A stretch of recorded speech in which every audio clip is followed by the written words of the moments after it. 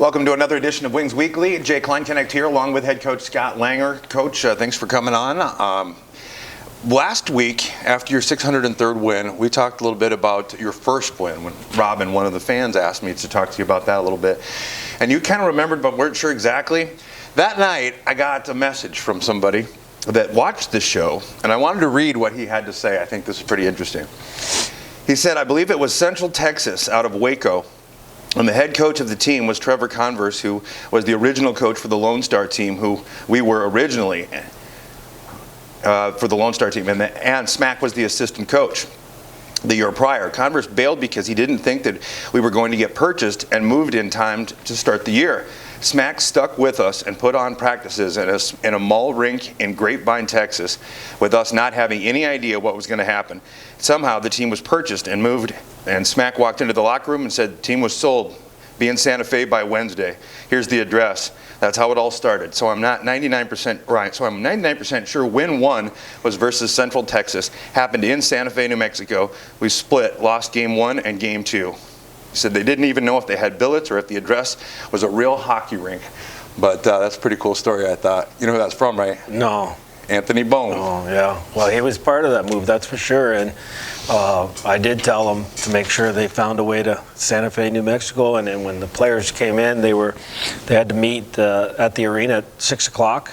And basically, the billets that they found all walked around and grabbed their guy. And next day we were practicing, and Andy Murray, who coached the LA Kings at the time, him and his ownership group bought the team, and Andy ended up coming out on the ice in his LA King warm-up suit, and my first practice I had to run was with Andy Murray on the ice. So.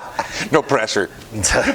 Yeah, no pressure. I thought that was pretty cool, though. I got a text from Coach Bone that night after he started watching the Wings Weekly show, and he told me that story. He said that they all would have been in serious trouble without you sticking by them and putting on practice and stuff, so that was pretty cool.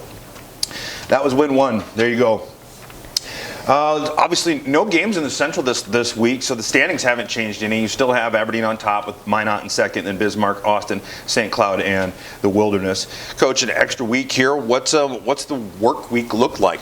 Yeah, it was a good week last week. We worked on some things that we needed to improve at, things we think that as a team, if we utilize, we can really exploit teams in that area. So we worked on that throughout the week, and I like to see our guys did get better throughout that week. And now this week we'll be focusing on St. Cloud. Obviously, they handed us our first loss there the last time they were in our building. So.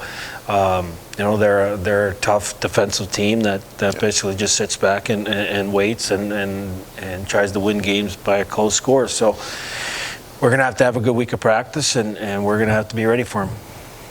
So back to business as usual, kind of with the team to actually prepare for. Some movement in the locker room over the last week or two here. I wanted to talk a little bit. We'll start with Will Arquette from Brasher Falls, New York, most recently out of the BCHL. What does Will bring to the Wings? Will was our first-round draft pick in the supplemental draft this summer. He was a guy that we really wanted here from the start, and he's an energy guy. He plays with a ton of energy, skates well, and he's got a knack around the net. So he certainly adds a lot more depth to our lineup, and he's a guy that's committed to play at St. Lawrence, and he's a good addition. He's a guy that we really were waiting on, with the BCHL not playing. So, two new guys we were waiting in that situation to just kind of fill our needs here, and Will was one of them. Okay. Another one that's new to the locker room that got a chance to see him on Saturday night, Jacob Goldowski of Thornhurst, Pennsylvania. In looking at stats and stuff, he's played with the national team. He's spent some time in the USHL, with Dubuque. What can you tell us about Jacob?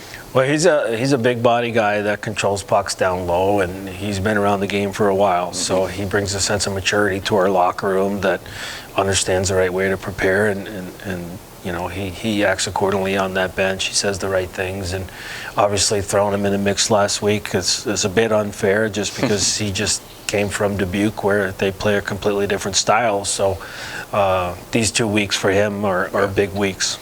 Yeah, I can imagine. You had a chance to get caught up a little bit. Another addition to the locker room, Colin Ferguson. What can you tell us about Colin? Yeah, Cullen he was a top defenseman in Cowichan Valley. He's committed to Union, and he's a left-hand shot D that not afraid to throw his body around. He's good on the specialty teams. He likes to block shots. He's just your veteran type D that we needed to bring in here. We were relying on our D, and our D had done such a great job. But there was many games where we were playing with just 5D and with just wearing them down. And you have to have 8D in practice to have a good practice. So we needed to round out our D core, and that's what we did with Cullen. Excellent. All right, well, we talked about it. St. Cloud coming up, and you talked a little bit about their build and what their MO kind of is as far as game plan and so on. What do you see as some things that you as a team have to do against them to be successful? I think you can't give up easy goals. You can't turn the puck over because they're looking for turnovers to capitalize on you. So you have to manage the puck against them. And I think the other thing is make them chase the game. And they're a much improved hockey team, as you know, and they're rattling off wins, and they play hard. Corey's got them playing extremely hard. So I just think that we have to play a hard game against them. If you go back and you look at the tape, the game that we beat us, they just outworked us, and they were smarter than us, and deservingly they got that win. So hopefully our guys are fed up with that a little bit and come out in the OD and play well. It's not often that it can be said that a team outworks the Aberdeen Wings, but as you mentioned, that was the case. Well, Coach, kind of an abbreviated show without any games to talk about, the most recent games or whatever anyway, since Bismarck, of course, the last game's 4-1 and then 3-1 on Saturday night. We'll kind of keep, like I said, a little bit of an abbreviated segment here, but best of luck against St. Cloud coming up this Friday and Saturday. Thanks, Jay. All right, folks, that will end our first portion. We'll continue with our second portion of Wings Weekly with a player coming up after this. Your bird dog deserves a great hunt. Let's go. Let's hunt some birds. So do you. This season, hunt in Aberdeen, South Dakota, America's premier pheasant hunting destination. Experience the flush. Experience the rush of wild birds in wild places. Create your hunt of a lifetime this season in Aberdeen, South Dakota.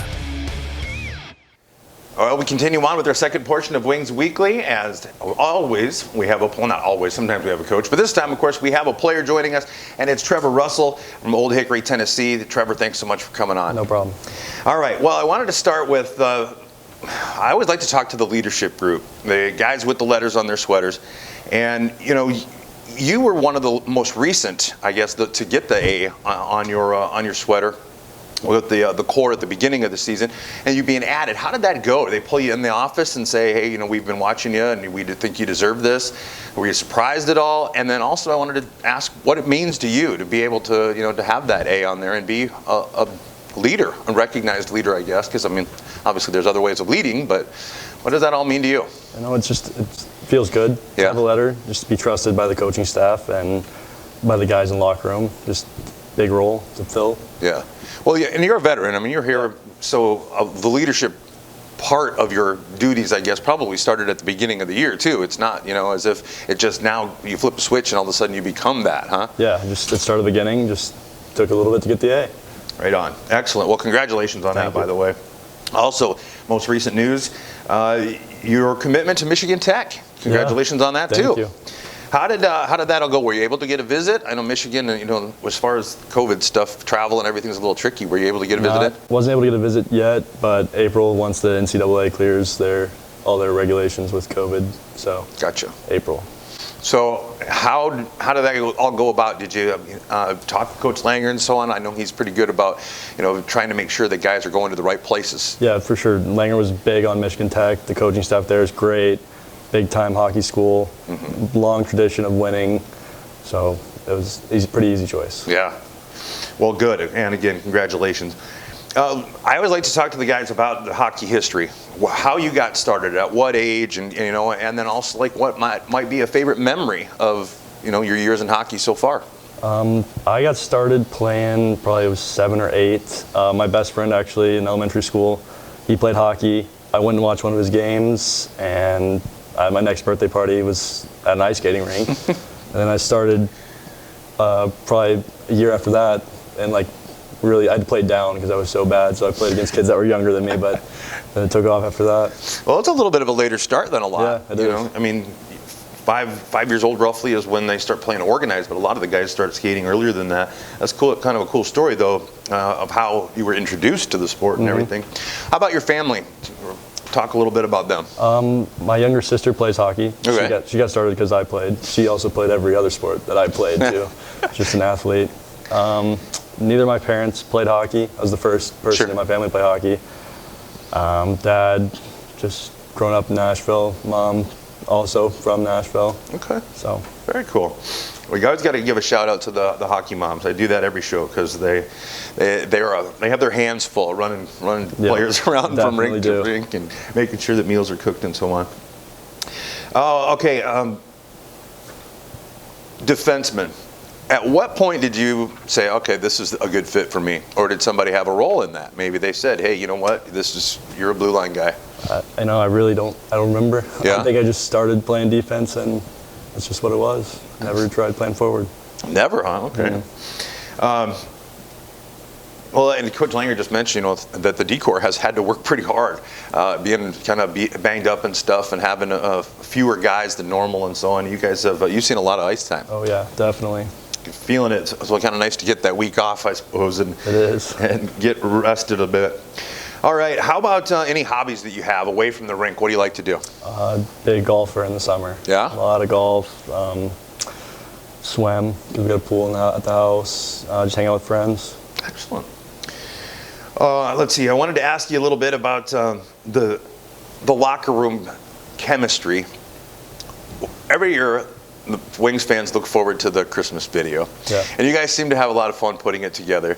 Who would you say are the top 3 clowns, the top 3 that really get into it and just ham it up? Number 1 for sure would be Cade Nielsen. I figured Cade would be Number top. 2, got to go Vertez. 3, Snyder. Yeah? He definitely gets into it. Schneider's okay. I always laugh at that because you could kind of tell there's some guys that are just a little like, oh, I don't want to be doing this, or I feel so cheesy or whatever. Then there's other guys that are just into it, Definitely. That's pretty comical. We've got St. Cloud coming up. I talked with Coach Langer just a little bit ago, about what are some keys and what you guys are going to have to do against St. Cloud. But obviously, I wouldn't imagine you'd have much different to say in that regard. But they are the team that handed you guys your only loss of the season. Does that add a little extra motivation? Definitely does. They got us off our pedestal, so we're going to put them back in their place. Good to know. I know Coach Langer mentioned, that there were some hurt feelings in the locker room, and a lot of guys didn't take that loss very well. We watched Vertez play with a level of anger that I've never seen from him, and then, it was a pretty intense game, so I wouldn't be surprised. Folks, that's going to be a game you're not going to want to miss. That's this Friday and Saturday. We'll talk times here in just a little bit. All right, well, a couple of other quick questions here, kind of goofy ones. What would you say are your top pet peeves? I don't know. I think I get dressed pretty much the same way every day. No, pet peeves, like what? Like somebody who, bad drivers, or someone chewing with their mouth open, or... I don't think I really have any pet peeves. Really? I know my mom gets mad at me for chewing with my mouth open, but I don't really have any. Nothing really bothers me. Okay, well you're lucky because I've got a whole bunch of them. All right, so now on to the other question, which was superstitions and that kind of thing, game day stuff. Is there anything that you do differently? You pretty much get dressed the same way you said? Dressed the same way. I always sit in the chair, number 28 on the ice before every game. I started that this year. 28 was my number growing up playing. I was always number 28. Wow, okay. So sit in the same spot. All right. Very cool. Superstitions are always such a big part of hockey in a lot of different ways, sports in general, but so I always think that's kind of a fun question to ask.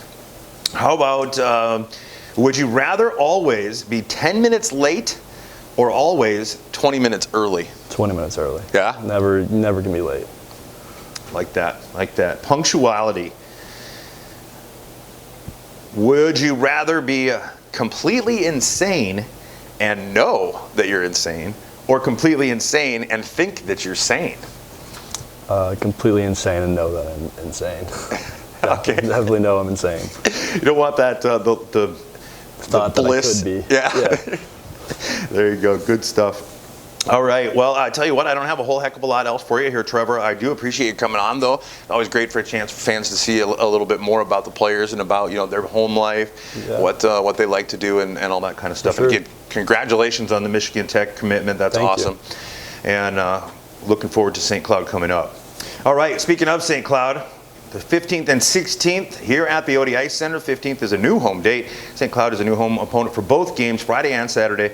And Friday, January 15th, is Teacher Appreciation Night. Show a valid ID and receive $5 admission at the door. $15 corporate barstool seats are available. Call Aaron at 605-380-5852. Saturday, January 16th, it's College Night. Show a valid college ID and receive $2 off admission at the door. And Dakota Fluid Power is the corporate sponsor. Doors open at 5:30 and puck always drops at 7:15. Get your tickets now at tickets.aberdeenwings.com. $10 general admission tickets are also on sale now at any of the 4 Sea Express locations in Aberdeen with additional purchase.